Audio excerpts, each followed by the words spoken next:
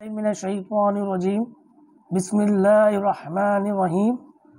آج کا ہمارا سبق یعنی سبق نمبر 4 یہ کھڑی حرکات کے حوالے سے ہے۔ یہ کھڑی حرکات کون کون سی ہیں اور ان کو پڑھنے کا طریقہ کار کیا ہے۔ کھڑی حرکات بھی 3 ہیں: کھڑا زبر، کھڑی زیر اور الٹا پیش۔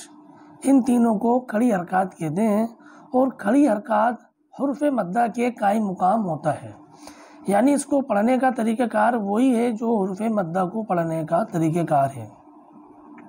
یعنی اس کو بھی ہم ایک الف یعنی 2 حرکات کے برابر کھینچ کے پڑھیں گے۔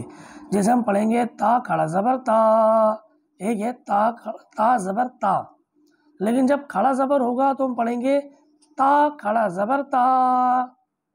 اب اگر ہم پڑھ رہے ہیں تا زیر تی، اگر کھڑی زیر ہے تو ہم پڑھیں گے تا کھڑی زیر تی۔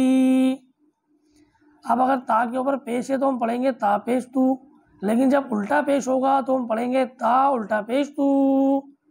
تا کھڑا زبر تا، تا کھڑی زیر تی، تا الٹا پیش تو۔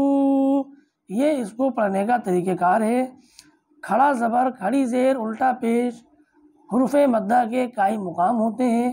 ان کو پڑھنے کا طریقہ کار بھی حروف مدہ کی طرح ہوتا ہے۔ اللہ تبارک و تعالیٰ سے دعا ہے کہ اللہ تبارک و تعالیٰ ہمیں قرآن پاک کو سمجھ کے پڑھنے کی توفیق عطا فرمائے۔